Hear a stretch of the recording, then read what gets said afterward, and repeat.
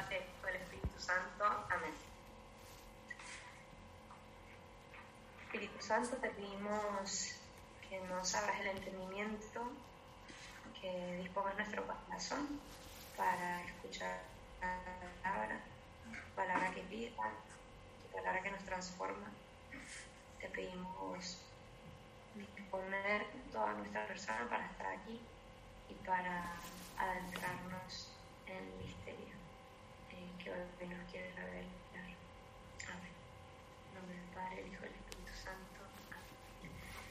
Bien, bueno, la semana pasada nos quedamos en la última parte del profeta Amós, que es el epílogo, ¿no? Vimos ya el libro completo y nos quedaba ver el último capítulo, que es el epílogo, que en realidad nos habla de la restauración mesiánica, ¿no?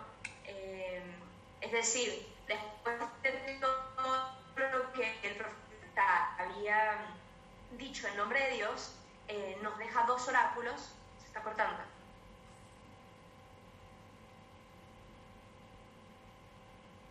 A ver.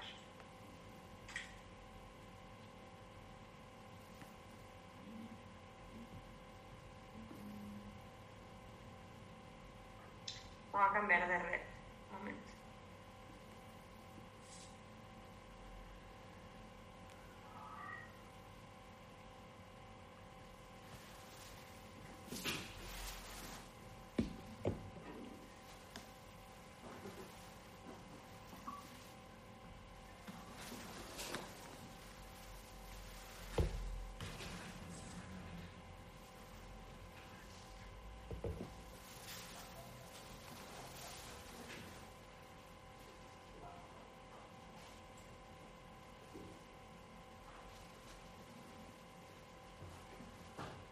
Listo, ¿me escuchan? ¿Me escuchan bien? Se escucha la imagen más chiquita, pero se escucha bien. Vale, bueno.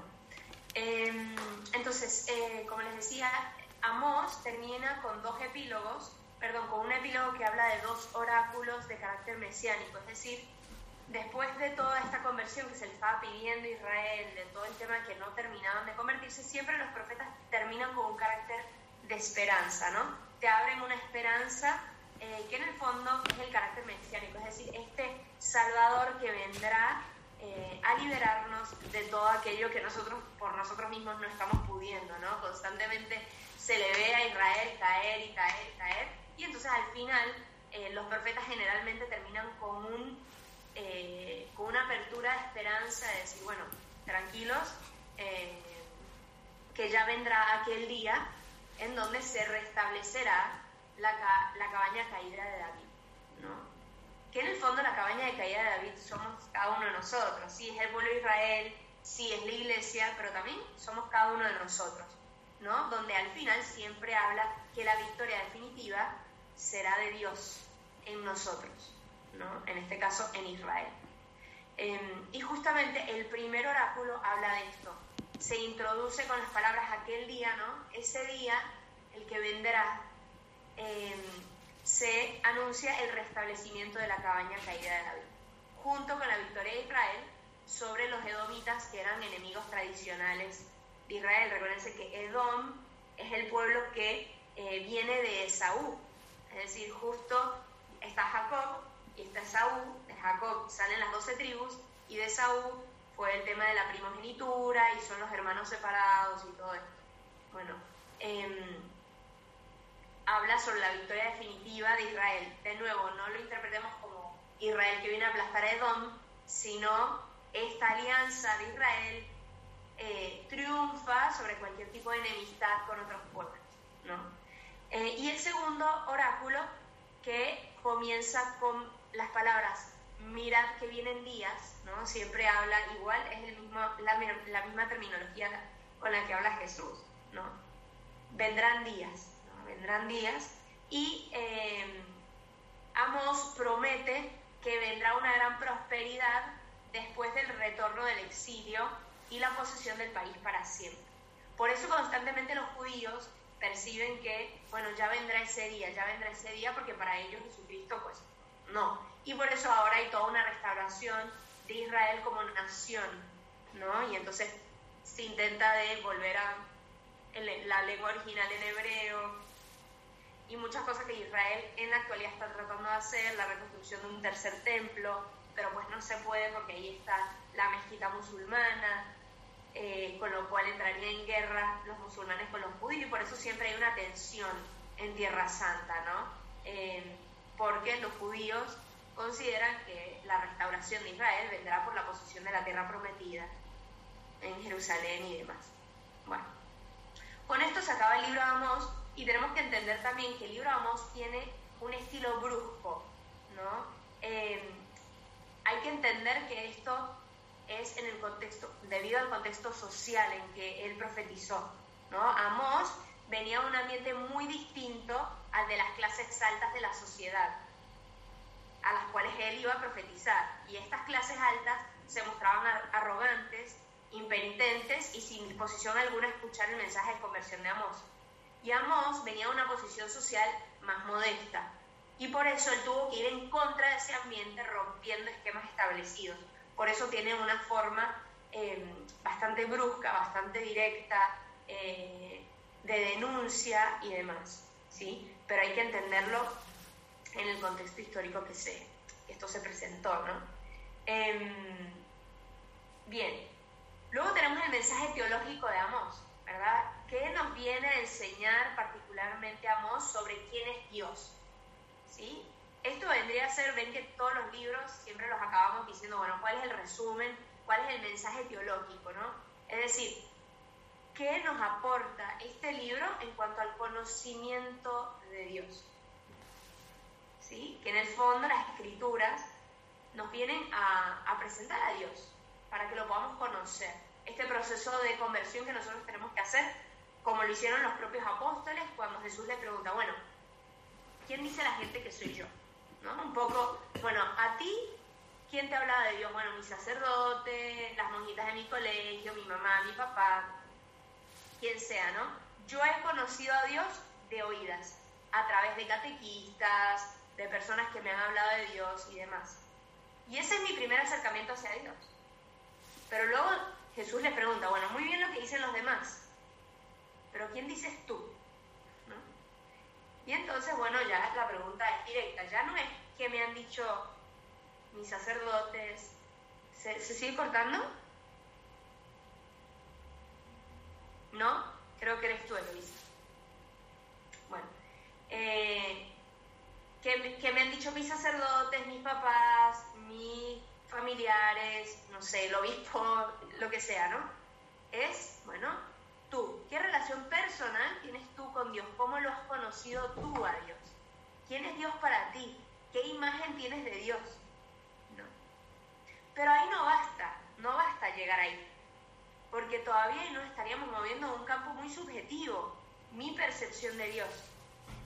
La tercera pregunta, que es la que no hace Jesús, es, bueno, ¿y qué dice Dios de sí mismo? ¿No? ¿Qué dice Dios de sí mismo? Y por eso es el estudio de la teología. El estudio de la teología se basa principalmente en la escritura, pero también en la tradición. ¿Qué dice? Entonces, este mensaje teológico, digamos que es lo más importante de cada libro. ¿Qué dice Dios de sí mismo? O sea, ¿qué podemos aprender de Dios a través del libro de Amós? Por eso siempre hacemos la conclusión final del libro desde el mensaje teológico, ¿no? ¿Qué podemos conocer hoy de Dios? De manera que conociendo a Dios podamos amarlo más y podamos servirlo mejor, ¿sí?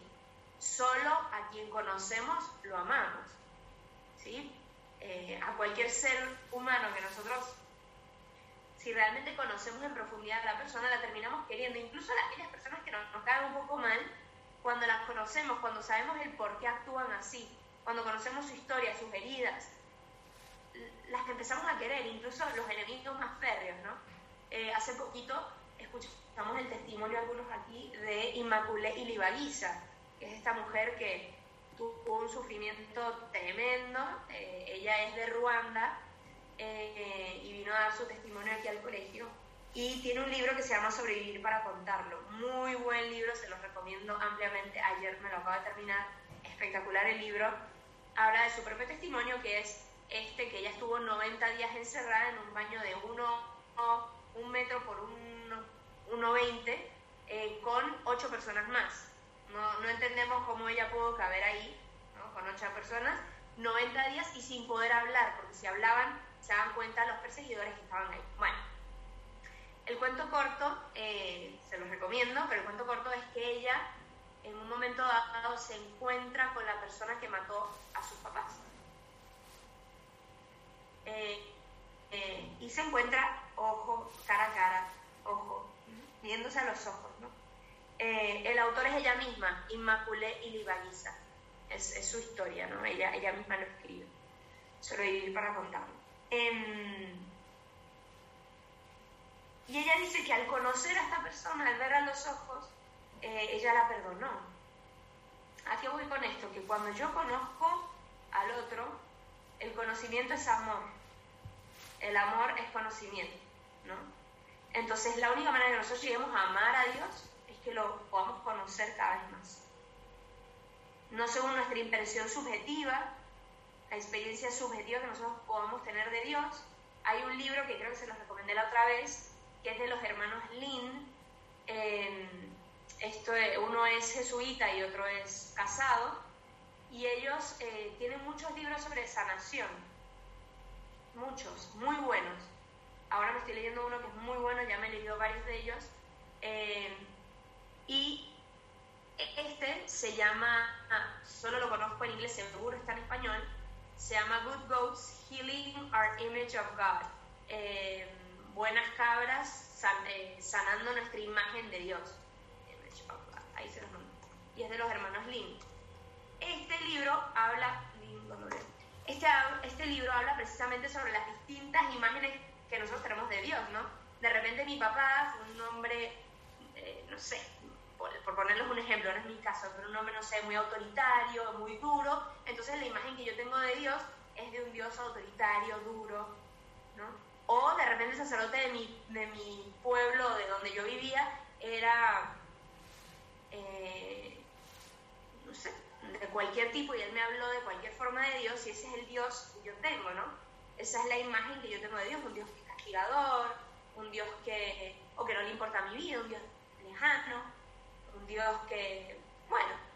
Y entonces este libro te lleva a través del proceso de sanación, de quitar esas imágenes falsas que nosotros tenemos de Dios, y con ese Dios que nosotros nos relacionamos de repente desde la culpa, desde el deber ser, desde el perfeccionismo, para llegar realmente a conocer a Dios. Bueno, todo este rollo para entender por qué cada libro lo cerramos diciendo el mensaje teológico, que es tratar de acercarnos cada vez más al rostro verdadero de Dios.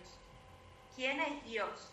Para relacionarnos con un Dios vivo y verdadero, y no con una imagen ficticia que nos hemos creado de Dios, porque esto también hará, nuestra fe derivará de la imagen que nosotros tenemos de Dios.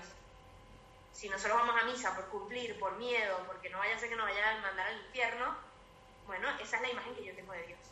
Si yo tengo miedo a que Dios quizás yo no me salve, porque fíjate que yo no soy perfecta, esa es la imagen que yo tengo de Dios, ¿no? Entonces yo también no solo es la imagen que yo tengo de Dios y mi propia fe será atravesada por eso, sino también la fe de aquellas personas que mi persona tiene influencia, mis hijos, mis nietos, mis amigos, en mi caso las personas a las que yo les predico, a las que yo acompaño, ¿no? Verán, estará atravesada por la imagen que yo tengo de Dios, así que esto es muy delicado, ¿no? El rostro que yo tengo de Dios será el rostro que yo refleje de Dios, ¿sí?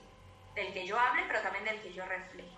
Bueno, entonces, dicho toda esta introducción para el mensaje teológico, vamos a meternos en el mensaje teológico de Amós. La teología de Amós abunda sobre las enseñanzas de la omnipotencia de Dios y el gobierno universal de Dios sobre todas las cosas y todas las naciones.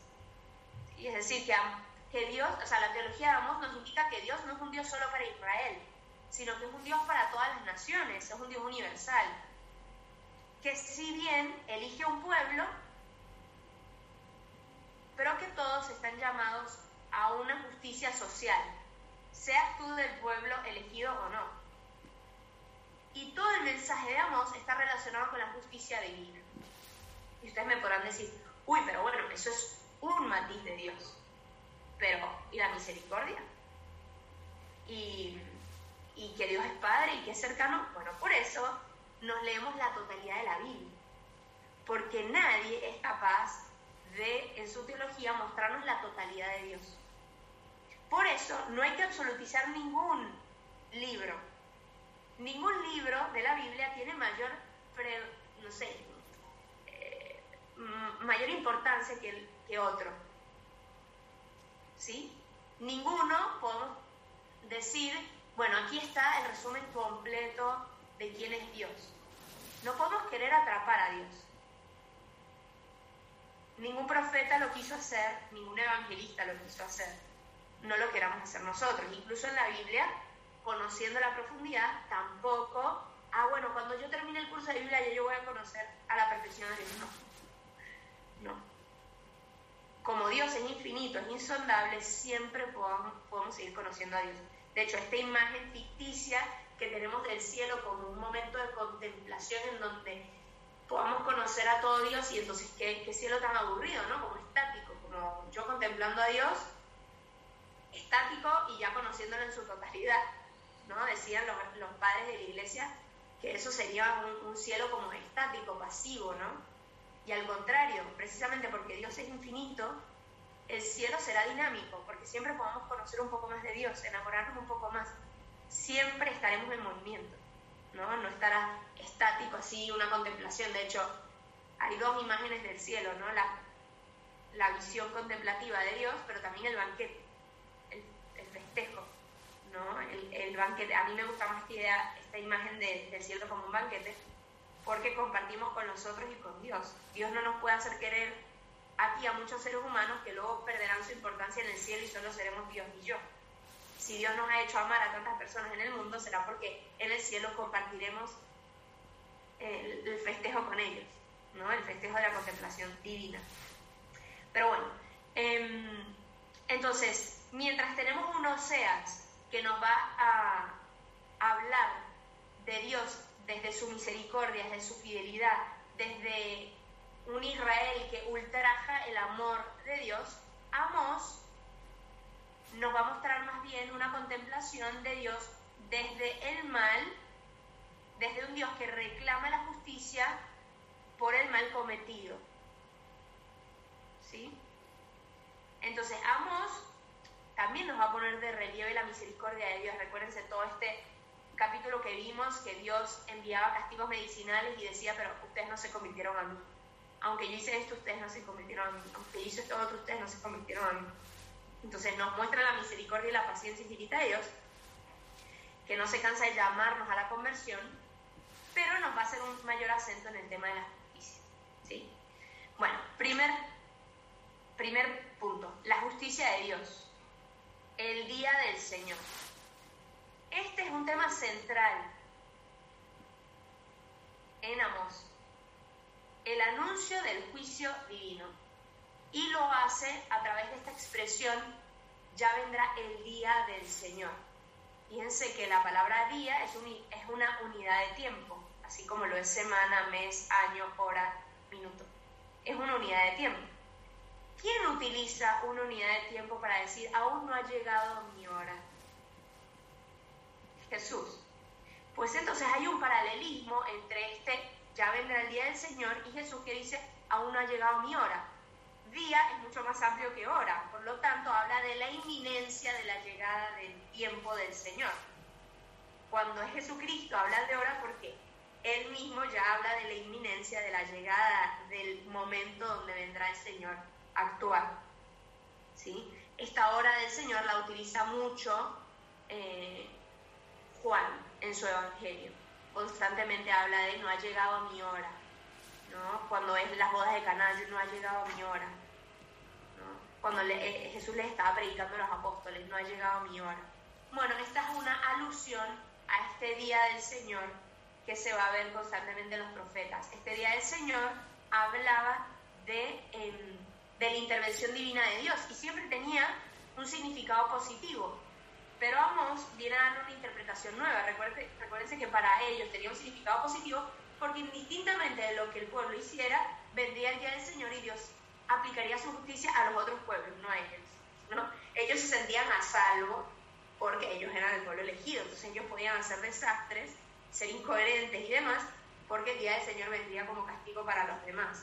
Y entonces Amós viene y les da un significado nuevo. Dice, no, ya va, un momentito. Sí, los demás tienen que ser fieles, pero ustedes también.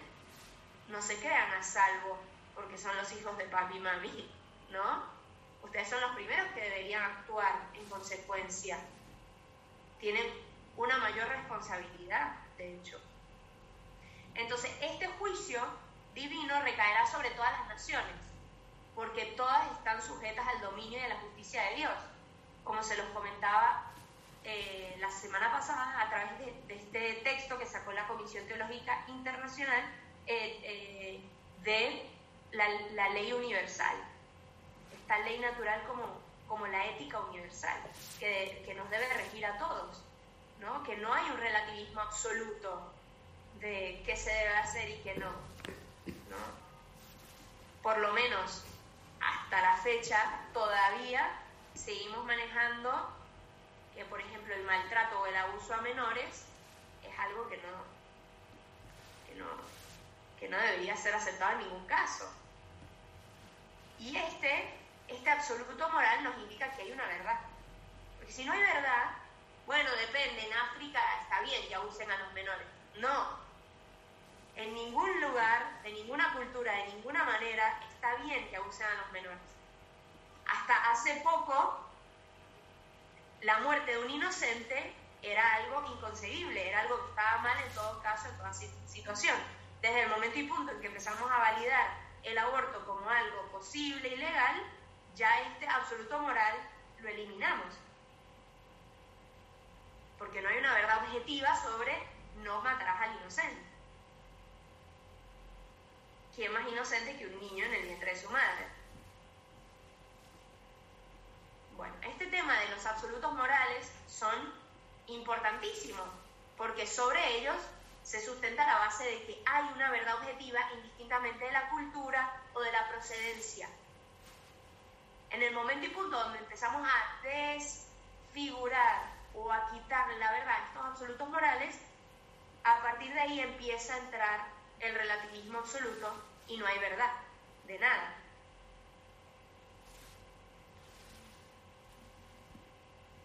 Entonces, en todos los pueblos, en Amós, se nos muestra que todos los pueblos están obligados a un cierto cumplimiento de una ley, pero una ley que, por ejemplo, en los pueblos paganos serían juzgados según la ley natural, y este es el derecho de los pueblos, ¿no? No matar al inocente y demás. Esto lo podemos ver bien plasmado en el texto que les compartí la vez pasada, de cuál ha sido la tradición de los distintos pueblos, de cuál es la ley natural.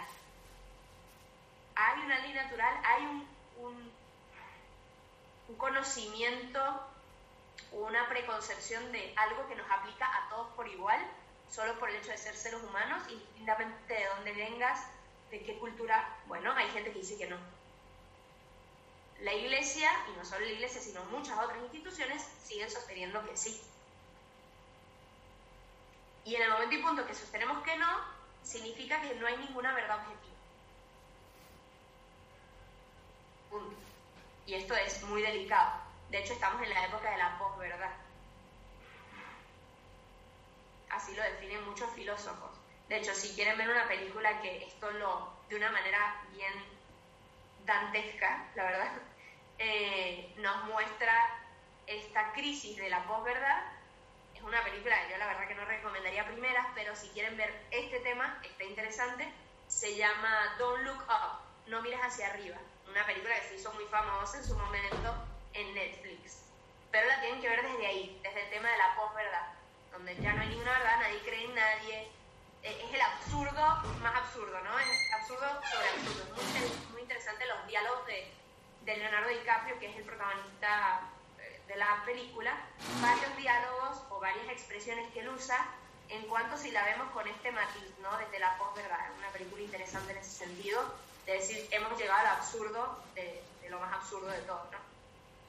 Bueno, entonces por un lado los pueblos paganos serían juzgados según la ley natural, pero Israel sería juzgado según los preceptos de la alianza, es decir, a la luz de la fidelidad al único y verdadero Dios y al pacto con Él contraído. Los beneficios particulares que Israel había recibido de Dios comportaban una particular responsabilidad. Recuerden que la palabra responsabilidad para nosotros a veces tiene como una connotación negativa, pero viene de response, de respuesta a algo, a un compromiso, ¿sí? Entonces no es lo mismo lo que la esposa espera de su esposo que de lo que espera de una total desconocida. No es lo mismo lo que un padre espera de su hijo que lo que espera de un desconocido. Cuando hay un vínculo de amor, también hay un vínculo de respuesta, ¿no? De ida y vuelta. Entonces estamos en la cultura y tenemos que entender que esta cultura, aunque nosotros pensemos de otro modo, nos traspasa, nos rodea y constantemente nos está permeando nuestros pensamientos, nuestras acciones, nos hace creer que cualquier tipo de vínculo o compromiso es una obligación que me quita mi libertad, ¿verdad? Aquí la mayoría ya tienen un poco más de recorrido en la vida, pero creo que todos, así sea en sus hijos o en personas que los rodean, o ustedes mismos a veces se ven permeados por esa cultura que dice, bueno, pero sí, pero no quiero ningún compromiso. Quizás no en los vínculos, ¿no? Ya yo estoy casada o lo que sea, pero de repente sí en, no sé, cualquier compromiso con algo, ¿no? Es como, no, me quita mi libertad. No, a mí no, a mí déjeme, fuera. No me comprometas con nada, yo si quiero voy y si no también, ¿no? ¿Por qué me exige una respuesta? Y yo eso lo veo como algo negativo, y no, si es un vínculo de amor, para mí no es una obligación, tengo que ir a comer con mi marido, feliz voy. No, bueno, es que ni modo, estoy casada, tengo que ir a cenar al menos una vez a la semana, ¿no? Pues esto con todo, ¿no? Cuando yo tengo un vínculo de amor, no significa, yo creo que les he explicado estos tres, como que a mí me ayuda a decírselo mucho a la gente que acompaña, estos tres como niveles, ¿no? De nuestro conocimiento personal o de nuestras emociones. Está como el primer, una capa más epidérmica de nuestra persona, que es, no sé, nuestros datos biográficos, ¿sí? Mi nombre, dónde vivo, ¿no? Lo típico que uno rellenaría en una ficha médica. Y bueno, quien ve esa ficha médica algo conoce de mí, pero poco. Luego, como un segundo nivel, en donde estamos más en el campo de nuestras apetencias, nuestros gustos, lo que se me antoja en un momento dado, ¿no? Si esta mañana me levanto cansada, yo estoy cansada, ¿no? Si se me antoja una torta de chocolate y mañana un café o lo que sea. El ámbito de mis gustos, de mis apetencias, de mis emociones más superficiales, ¿no? Y luego estamos en un tercer nivel, mucho más profundo, que es en el ámbito de mis deseos, ¿no? De mis anhelos, de lo que deseo con mi vida, de mis decisiones fundantes. Por ejemplo, una decisión fundante para mí puede ser seguir a Dios con todo mi ser y amarlo sobre todas las cosas. Para otros será, no sé, mi matrimonio. Son decisiones fundantes, ¿no? Decisiones para toda la vida. Y entonces, ¿qué pasa? Una mañana de repente yo amanezco y en mi segundo nivel no se me antoja ir a misa, porque me da flojera, porque estoy cansada, porque el día anterior me acosté tarde. No se me antoja en el segundo nivel, pero en el tercer nivel yo deseo amar a Dios sobre todas las cosas y quiero ir, deseo ir, ¿sí? Pero es un nivel mucho más profundo que en el segundo nivel no está. En el segundo nivel quizás me gana más el cansancio, pero en el tercer nivel está, por lo tanto yo me muevo desde el tercer nivel y voy. ¿Qué pasa? Que en el mundo de hoy me dicen muévete desde el segundo nivel, ¿no? Si no se te antoja, bueno, hoy te da fiaca, no vayas, no pasa nada, pero ¿cuál es mi decisión fundante, no? Y si me muevo en el segundo nivel, no soy libre. No soy libre si vivo desde la obligación en el segundo nivel de es que tengo que, pero tampoco, o sea, por un lado, si reprimo mi segundo nivel no soy libre, pero tampoco si lo exacerbo y lo dejo ahí andar a sus anchas. Soy libre si me muevo en el tercer nivel, ¿sí? Entonces, en el fondo, esto era la alianza con Dios, ¿no? ellos tenían una alianza de amor, ellos habían experimentado unos beneficios de Dios. Y esto comportaba una responsabilidad, una respuesta, un compromiso. No desde la obligación, sino desde el querer profundo de que ellos habían experimentado algo muy hondo, ¿sí? Y precisamente Israel no actúa así. Y entonces Amós viene a denunciar estos pecados, especialmente en que ellos no cumplían sus deberes sociales. Es decir, oprimían a los pobres, explotaban a los deudores, hacían fraudes, el lujo desenfrenado de los ricos, ¿no? Que tenían palacios, riquezas injustas, la falsa seguridad de los gobernantes, la ligereza de la actuación en la política o en el derecho, en donde depende de a quién le convenía, ellos trataban mejor a los ricos y peor a los pobres, ¿no? Tenemos hoy en nuestra sociedad un manejo del derecho también muy corrupto, ¿no? Donde el que mata a alguien y tiene dinero, bueno, y otro que quizás hizo algo menor y no tiene dinero, se queda ahí 20 años. Y entonces es curioso porque vamos a la cárcel y nos encontramos con muchas personas, curiosamente nos encontramos con gente que ha hecho mucho mal, pero también con otros cuantos que han hecho algún mal menor, pero no tienen para poder salir de ahí, y son personas buenas. Como cualquiera de nosotros que pudo haber cometido un delito o un pecado o un mal, si no hubiésemos tenido la educación que tenemos, ¿no? Bueno, todo este tema es muy fuerte, darnos cuenta y decir, bueno, ¿y qué hacemos, no? Bueno, respecto a Dios, Amós denuncia sobre todo el culto formalista e idolátrico, ¿no? Lo que denuncia a los judíos de la época era que ellos actuaban como que sí, bueno, hacían mucho culto, iban y ofrecían sus vacas y sus toros y demás, y luego veían a alguien en necesidad y no les importaba nada. O incluso ese mismo cabrito fue ganado con dinero injusto. Entonces era el vivir de la apariencia del culto y no desde el corazón profundo, ¿no? Es aquel que de repente va a misa, vamos a misa y salimos y criticamos y hacemos el mal, o somos esta película que les dije hace tiempo de este hombre que era un espía muy famoso, el espía más famoso el caso más famoso de Estados Unidos, que fue un espía americano que ayudó a los rusos y que él vendía pornografía de su mujer y la mujer ni siquiera enterada estaba, él iba a misa diaria pero era un corrupto de primera, entonces era una vida muy esquizofrénica, ¿no? Esto es lo que denunciamos, ¿no? Esta disociación, ¿no? Vamos al culto, hacemos esto y luego por el otro lado no somos coherentes, ¿no? Otra cosa es el error, otra cosa es la equivocación, que Dios sabe, pero otra cosa es la vida disociada como conscientemente, ¿no? ¿Cuál es el nombre de la película que otra vez dijiste, si no lo pude anotar? ¿Cuál película? Esa que acabas de decir, de ese espía. Del espía. Ay, Luis, yo creo que te lo mandé por chat, porque me la pediste hace tiempo, pero no me acuerdo, yo no me acuerdo.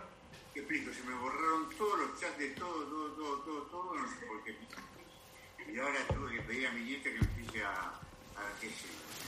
Ya, bueno, luego a ver si te la encuentro, porque no me acuerdo ahora. Bien. Sí. Entonces, el primero es el tema de la justicia de Dios. El segundo tema es la llamada a la conversión.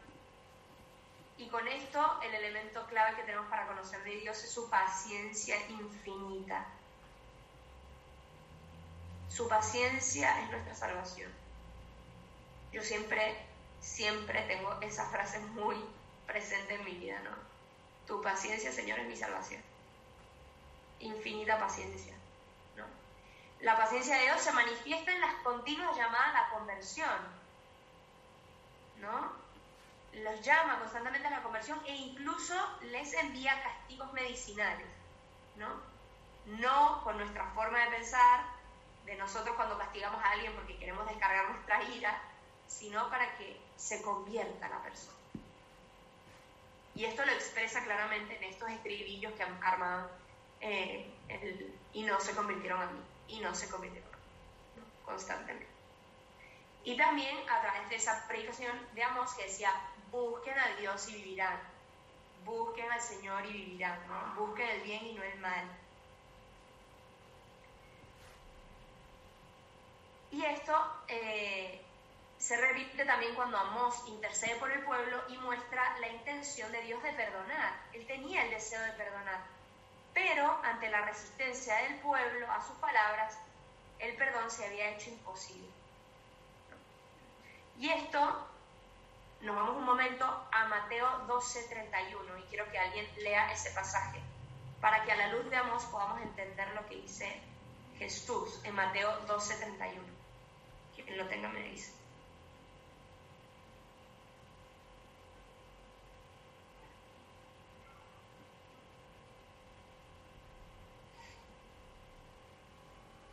¿Quieres? Lo tengo. Dale. Por eso os digo que cualquier pecado o blasfemia serán perdonados a los hombres, pero la blasfemia contra el Espíritu no será perdonada. Y quien diga una palabra contra el Hijo del Hombre será perdonado, pero quien hable contra el Espíritu Santo no será perdonado ni en este mundo ni en el otro. Perfecto, está ahí. Bien, ¿qué entendemos por esto? Entonces, ¿hay algún pecado que es imperdonable? ¿Cuál es el pecado que es imperdonable?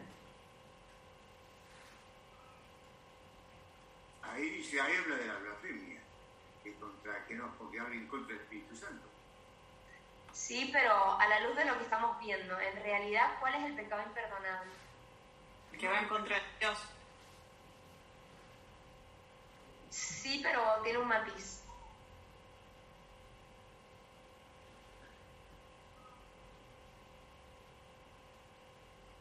El pecado que no tiene arrepentimiento. ¿Por qué Dios no nos puede obligar a recibir su perdón? Si nosotros no nos arrepentimos y queremos pedir, es como, ¿por qué existe el infierno? Este tema ya lo hemos tocado antes. ¿Por qué existe el infierno? ¿Porque Dios nos envía al infierno o porque es condición sine qua non para nuestra libertad? Si no existiese el infierno, no existe la libertad del hombre de decirle no a Dios. Aunque le digas que no, vas a terminar en el cielo. Es como el muñeco este que tiene tierra en el fondo y lo empujas y vuelve, y vuelve, y vuelve. Si Dios no se ha tomado con radicalidad el tema de nuestra libertad, entonces nosotros no podemos decirle que no a Dios. Pero Dios se tomó con radicalidad nuestra libertad, más incluso de lo que nosotros nos las tomamos. Por lo tanto, Dios no nos puede obligar a recibir su perdón. Nosotros tenemos que estar dispuestos a querer que se nos perdone. Si yo no quiero, Dios no me puede perdonar porque yo no lo quiero recibir el perdón. Vamos a leer aquí un libro que también te recomiendo, ya creo que se los recomendé, La vida en el señorío de Cristo, de Cantalamessa, muy buen libro, y habla así. Si Jesús,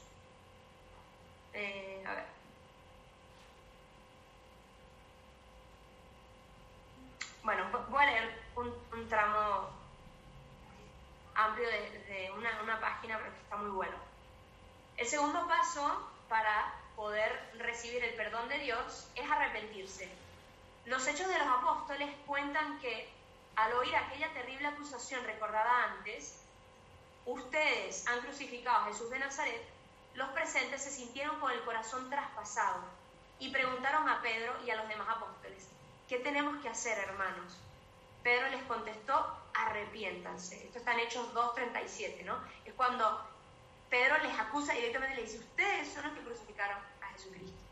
Y los otros como que sienten el dolor de haber causado ese daño y dicen, ¿qué podemos hacer, no? Y les dicen, arrepiéntanse.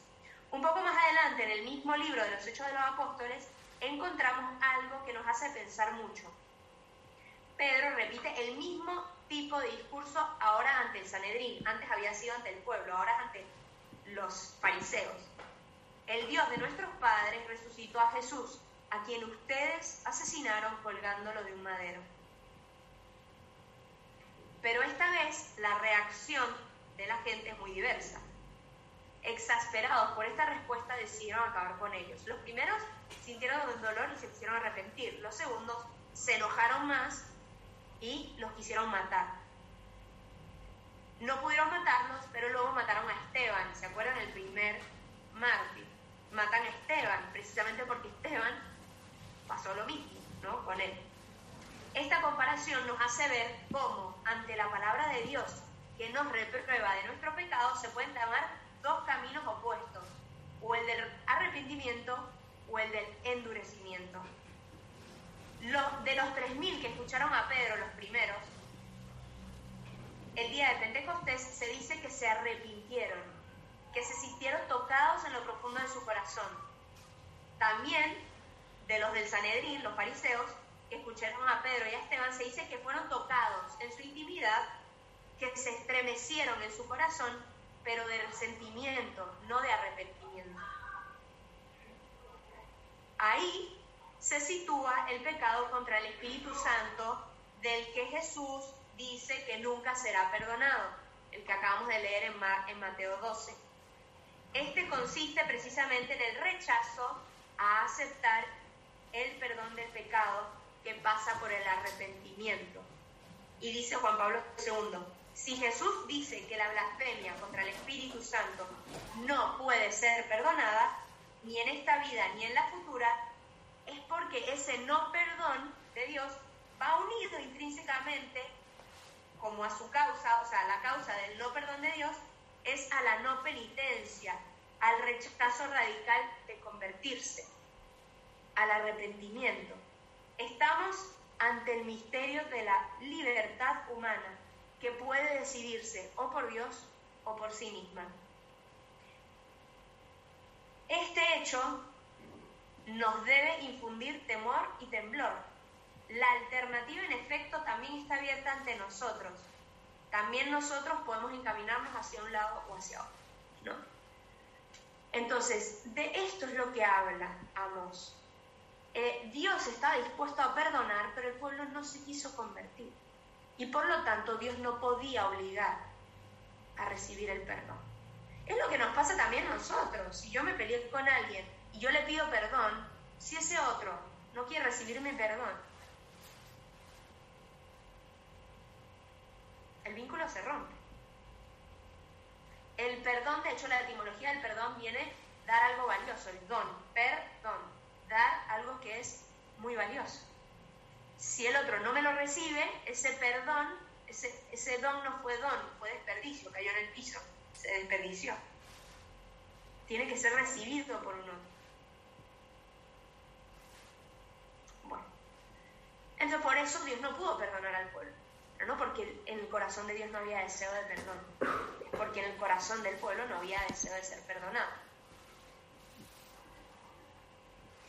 Pero ¿cómo no querían recibir el perdón? No, me parece como que, no sé, me da la sensación que es que no sabes lo que estás haciendo, ¿no? Que lo haces a propósito, ¿entendés? Entonces, bueno, es lo que dice Jesús cuando se muere en la cruz.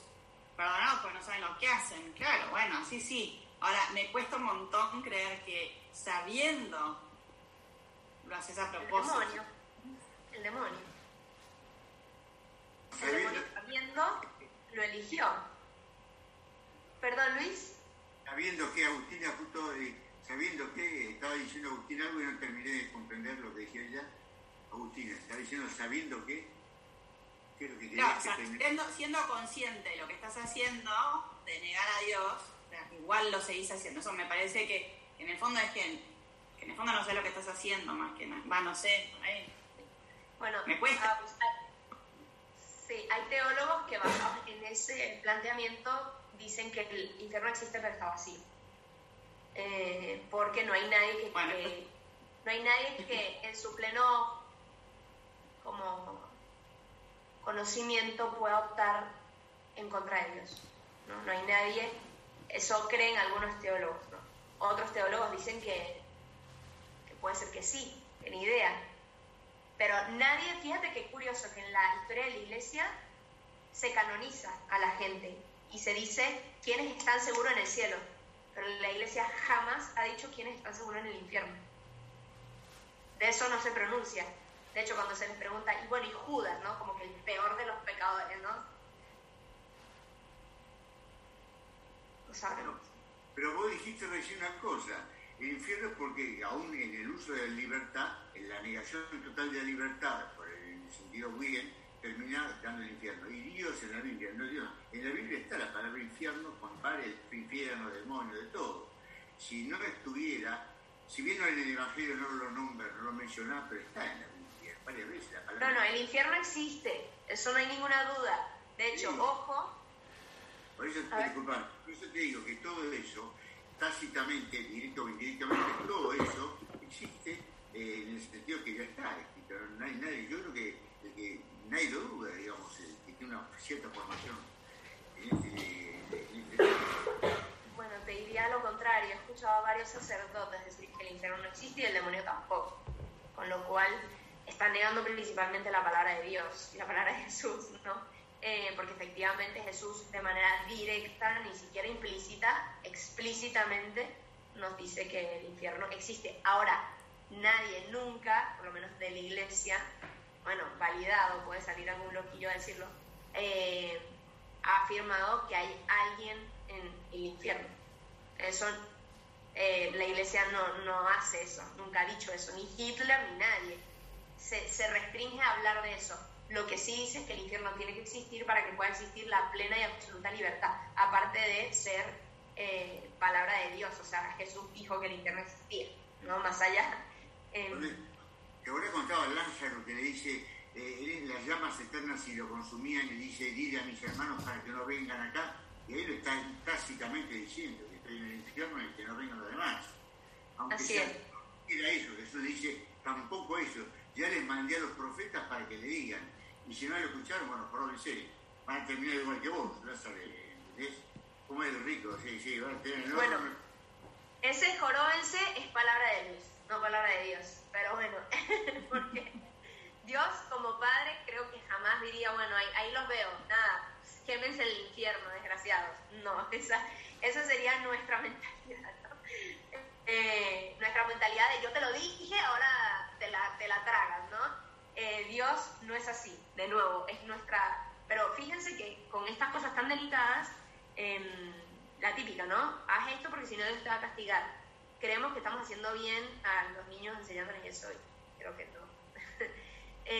No hacemos bien, ¿no? Hay que tratar de ajustarnos lo más que podamos al verdadero rostro de Dios, sabiendo que Dios es justo, sí, y es misericordioso. Nunca una relación desde el miedo, como yo creo que ningún padre quiere que su hijo le tenga miedo y que esa sea su relación, pero sí de un sano respeto, una sana reverencia, ¿no? Obviamente. Pero bueno, efectivamente, Agus, es un cuestionamiento de ¿será posible que alguien pueda negar a Dios? O sea, y eso habla muy bien de tu vínculo con Dios, porque dices, ¿cómo es posible que alguien pueda negar a Dios? En el fondo es que reconoces un Dios bueno, un Dios misericordioso, que ¿cómo es posible negarse al amor? Bueno, es posible, ¿no? Es posible. Pero no vamos aquí nadie va a decir que de hecho haya alguien que lo haya hecho, ni idea, no sé. Solo sabemos del demonio y algunos ángeles caídos. De resto no sabemos, pero de ningún ser humano. Pero bueno. Bien, y luego está el tercer tema, que es las perspectivas de salvación, ¿no? Esa salvación que vendría de manos del Mesías. Y entonces esta perspectiva de salvación estaba mencionada bajo dos aspectos. El primero está relacionado con la expresión el resto de Israel. Es decir, que esta salvación vendría después de una criba, de una purificación, una sana purificación que tendría que sufrir el pueblo, ¿no? El pueblo como un todo no terminaba convirtiéndose. Entonces había una purificación del pueblo. Esto también lo podemos ver en ejemplo, sí, bueno, hay unos que tienen que ser purificados y quitados, pero también en nuestro propio interior. Recuérdense de esta parábola del trigo y la cizaña que hay dentro de nosotros. Entonces, toda nuestra vida, de hecho, para movernos en la santidad, esa purificación, esa limpieza de la cizaña de nuestra vida, ¿no? Y mucho de nuestra vida tendremos que transitarla en esa ambigüedad de esa luz que hay en nuestra vida y esas tinieblas que hay muchas veces en nuestra vida, y ante la cual ciertas personas que somos más perfeccionistas quisiéramos quitar todas las tinieblas de una vez y para siempre, y quizás nuestra propia purificación es que esas tinieblas estén presentes y nos hagan humildes, ¿no?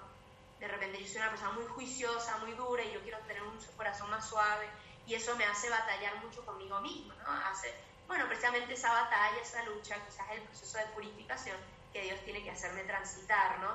Pienso en una Santa Teresita que tenía una sensibilidad exacerbada, que ella no podía, ella por todo lloraba, era súper susceptible, y bueno, precisamente fue el canal de su purificación, ¿no? El medio de su purificación.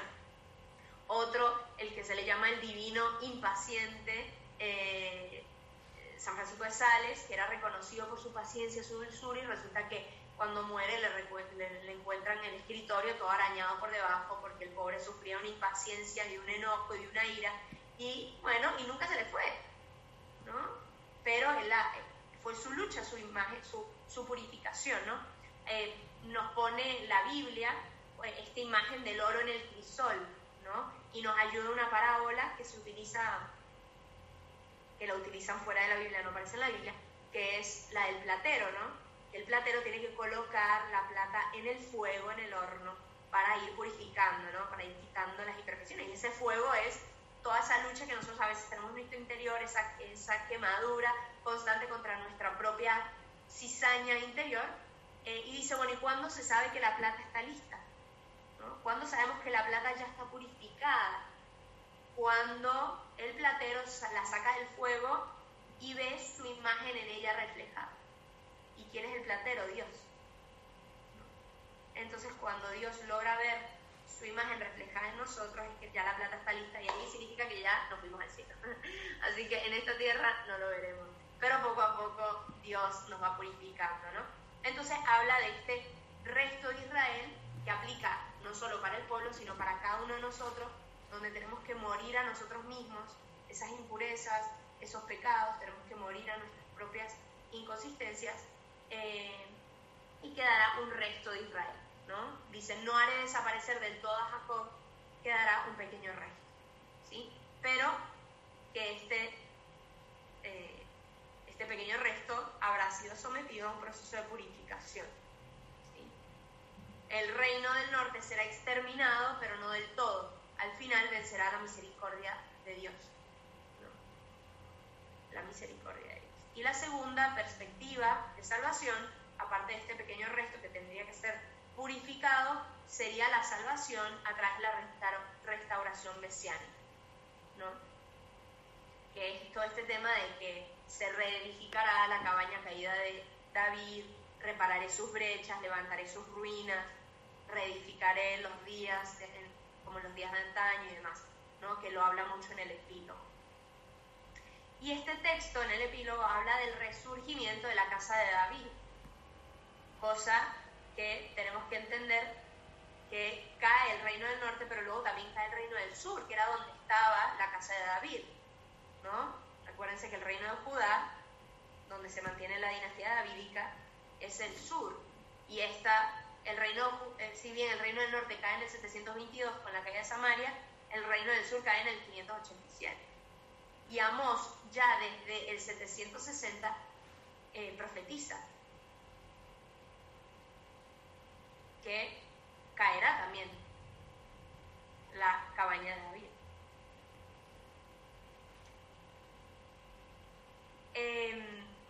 Estos textos los podemos ver evocados en algunos textos del Nuevo Testamento, ¿sí? Santiago, de hecho, utiliza este texto del epílogo en su carta para demostrar que la conversión a los gentiles, la conversión de los gentiles y su incorporación en la iglesia ya estaba prevista en el designio de Dios, que no fue algo nuevo a partir de Jesús, sino que ya esto era algo desde mucho antes, ¿no?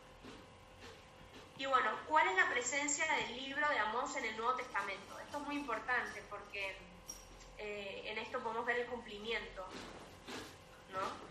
De estas profecías.